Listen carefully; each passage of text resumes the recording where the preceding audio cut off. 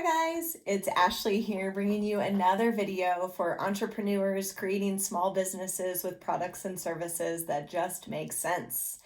I personally run Upside Goods Company, which is a candle company here in Albuquerque, New Mexico. And I also run a mobile yoga studio called Yoga Zo, where we pop up at landmark locations around our city to really bring people who might otherwise not do yoga come and try yoga.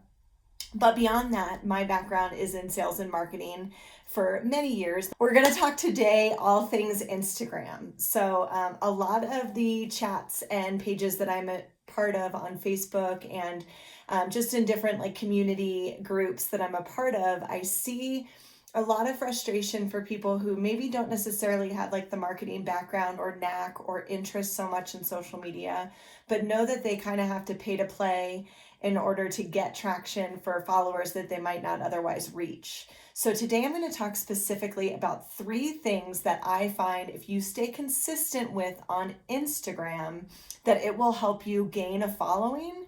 And it might not be huge amounts of numbers, which is what we want, but I don't want you guys to be fooled by accounts that have really large amounts of followers, because sometimes those are paid for. Sometimes those are organically found, but other times those are with companies that have huge marketing departments that are able to consistently work and grow and spend their time on that platform. And for someone like you and I, who are small business owners, entrepreneurs, maybe have a lot of different things going on that we have to manage and just trying to get our feet wet, these are 3 things that I find if you do it consistently, they will help you find organic and authentic followers, which are people that will be engaged in your brand.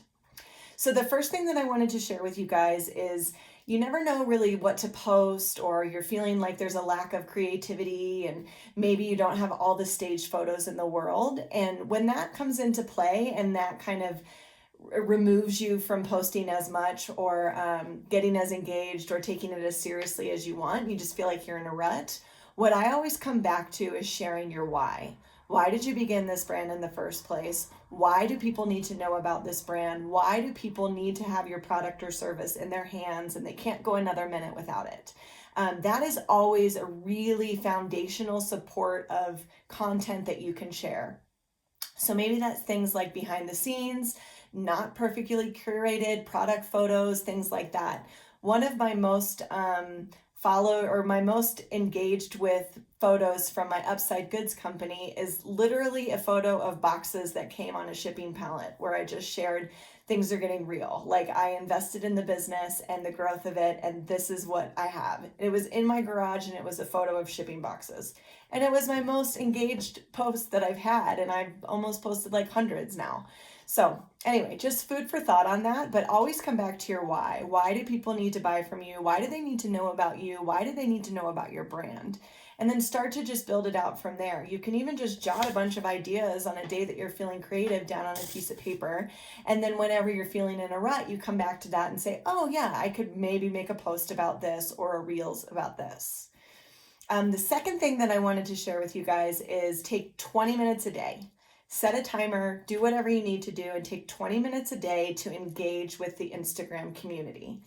Now, 2 different ways that I suggest you to do this to keep it really condensed and not overwhelming, because getting homework through YouTube is overwhelming in itself, but I promise this will help. If you take 20 minutes a day and you search through the search bar in Instagram, the hashtags, and you find hashtags that you are using, and then go, and if a photo comes up that strikes your interest, comment on it, engage, like, maybe send them a message like, how did you do this? Oh, I love your brand, so on and so forth. So finding hashtags that have to do with your product or industry. And another suggestion is searching hashtags that have to do with your region or your territory or just your local community. So for instance, I'm in Albuquerque, so I'll search hashtag ABQ or hashtag 505, which is our area code, or hashtag Albuquerque, and I'll see what other small businesses are doing in the area. And then that just allows me to start engaging with them, leaving them comments. Always very authentic. I'm never trying to force anything, and I just, as a consumer, will look at things, and whatever again strikes my attention or my fancy, then I'll leave a note on.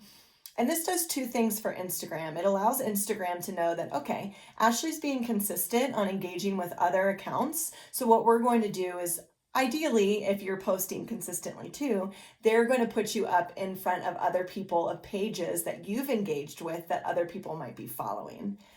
There's a lot of things that other people suggest, like follow trains, or if you just go and blast all kinds of accounts and follow them and hope that they follow you back. That is one way to do it, but quite honestly, I feel like you lose a bit of the authenticity there. And at the end of the day, if you're selling a product or service, you want to make sure that those people who are following your brand are people who could potentially turn into customers. And if you're just blanketing things and trying to get followers, or even, God forbid, buying followers, please don't do that.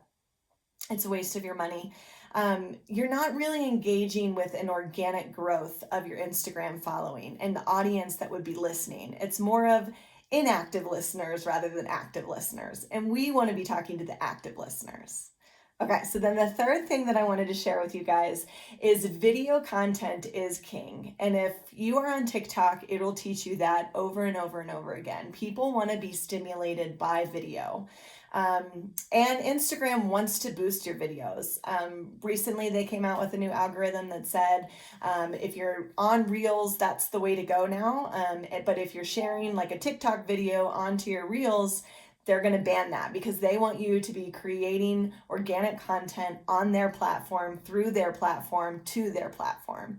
So something to think about. You can always post them to your feed, which is really nice, or you can just keep them on Reels if you have a nice curated feed that you don't want to kind of botch up with behind the scenes or maybe a not so pretty photo, or cover photo rather. So I think that that's really important. And some ideas for content on that are behind the scenes content. If you're creating something or making something, taking the video, setting up a tripod and doing a time lapse of you making said product that you sell to people on your shop.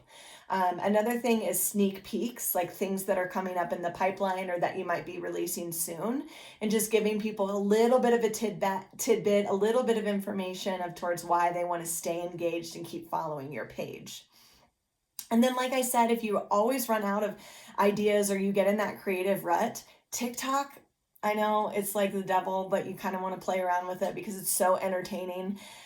You can go on there and just see what other people are doing, see what other makers are creating or service providers are doing, and then see if that'll start to spark a little bit of like, oh, I can recreate something that's unique to me and put this on Instagram. And I think you guys, if you will be consistent with that, maybe just try all three of these for like 7 to 10 days.